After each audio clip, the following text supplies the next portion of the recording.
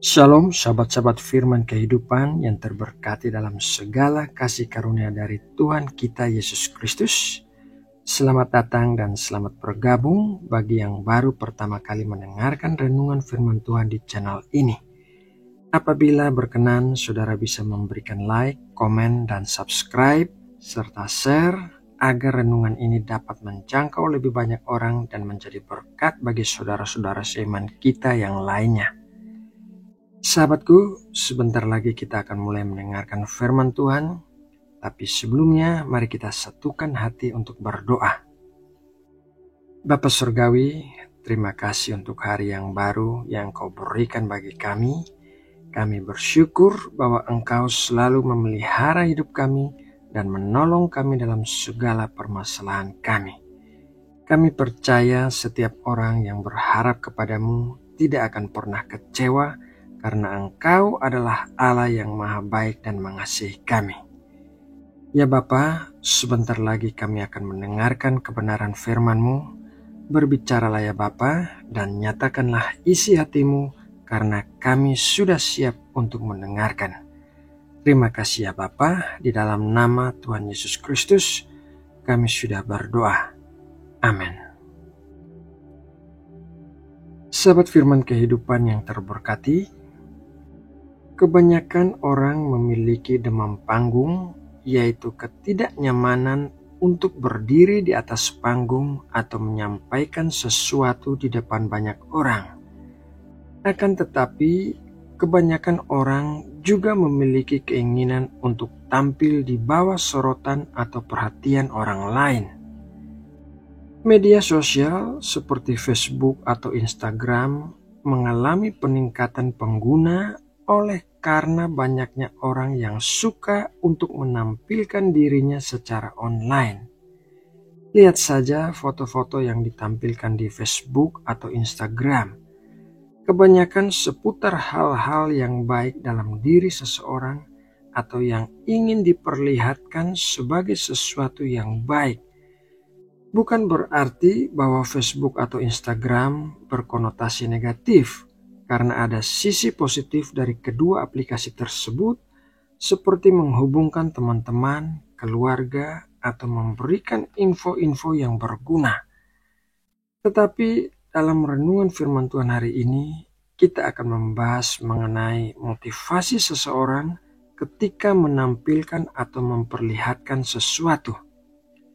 Mari kita baca perkataan Tuhan Yesus dalam Matius 6 ayat 5-6.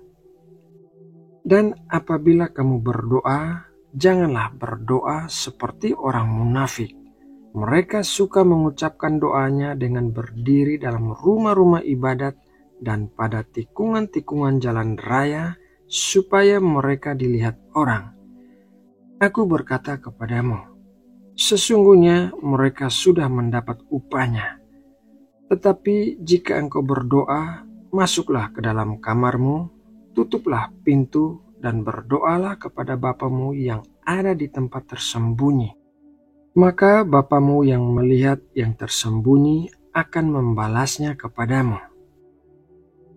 Apakah saudara pernah melihat postingan di mana orang memperlihatkan dirinya sedang duduk santai dengan Alkitab yang terbuka? Di depannya ada secangkir teh, buku catatan, pulpen, dan wajah yang tersenyum disertai dengan caption sedang bersaat teduh? Firman Tuhan mengajarkan kita tentang kerendahan hati, dan salah satu cara kita untuk bisa tetap rendah hati adalah dengan tidak menggembor-gemborkan hal-hal baik yang kita lakukan, baik itu dalam hal beribadah ataupun dalam hal menolong orang lain. Orang yang menggembar-gemborkan ibadahnya disebut Tuhan Yesus sebagai orang munafik. Mereka melakukan hal itu supaya dilihat oleh orang lain dan tentu saja agar dipuji oleh orang lain. Sebaliknya, Tuhan Yesus mengajarkan agar saat kita berdoa, lebih baik kita melakukannya secara diam-diam tanpa diketahui oleh orang lain. Hal berdoa secara diam-diam tentunya tidak sulit untuk kita lakukan. Tetapi beberapa kali dalam Alkitab tercatat bahwa Tuhan Yesus mengadakan mujizat, tetapi ia menyuruh orang untuk tidak menggembar-gemborkannya. Mari kita lihat beberapa contohnya. Contoh yang pertama yaitu penyembuhan seorang penderita kusta. Markus 1 ayat 43-44. Segera ia menyuruh orang itu pergi dengan peringatan keras, "Ingatlah, janganlah engkau memberitahukan apa-apa tentang hal ini kepada siapapun, tetapi pergilah, perlihatkanlah dirimu kepada imam dan persembahkanlah untuk pentahiranmu persembahan yang diperintahkan oleh Musa sebagai bukti bagi mereka." Contoh yang kedua yaitu penyembuhan anak perempuan Yairus. Markus 5 ayat 43. Dengan sangat ia berpesan kepada mereka supaya jangan seorang pun mengetahui hal itu. Lalu ia menyuruh mereka memberi anak itu makan. Contoh yang ketiga yaitu penyembuhan seorang tuli dan bisu di Dekapolis. Markus 7 ayat 36. Yesus berpesan kepada orang-orang yang ada di situ supaya jangan menceritakannya kepada siapapun juga. Tetapi makin dilarangnya mereka, makin luas mereka memberitakannya.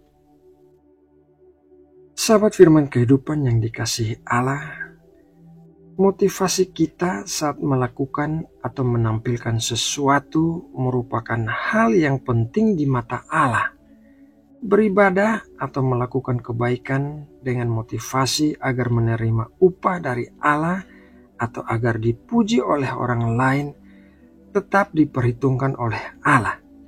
Akan tetapi Allah terlebih suka apabila kita memiliki motivasi yang benar di hadapan Allah tanpa mencari-cari pujian dari orang lain. Nah, sahabat firman kehidupan yang terkasih, demikianlah renungan firman Tuhan hari ini. Semoga renungan ini dapat memberkati dan menguatkan kita semua. Mari kita berdoa. Bapa kami yang ada di sorga, kami bersyukur atas firman-Mu hari ini yang mengingatkan kami untuk memperhatikan apa yang kami lakukan atau tampilkan di hadapan orang lain. Kami mengakui bahwa seringkali kami tergoda untuk mencari pujian dan perhatian dari sesama, bahkan dalam hal ibadah dan doa kami. Ampunilah kami ya Tuhan, jika kami pernah berdoa dengan hati yang munafik. Saat kami selesai bersaat teduh, tanamkanlah kebenaran ini dalam hati kami, bahwa Engkau, Bapa kami, melihat yang tersembunyi. Ajarilah kami untuk lebih mencintai keintiman dan kesendirian bersama-Mu. Kiranya setiap doa yang kami panjatkan, baik di tempat sunyi maupun di tengah keramaian, sungguh-sungguh berasal dari hati yang tulus dan merindukan hadirat-Mu, bukan kemuliaan diri kami. Berilah kami kekuatan untuk menjauhkan diri dari kesombongan rohani dan mampukan kami untuk senantiasa mencari wajah-Mu dalam kerendahan hati. Kami percaya Bapa yang melihat yang tersembunyi akan membalas kami. Dalam nama Tuhan Yesus Kristus, kami berdoa dan bersyukur. Amin.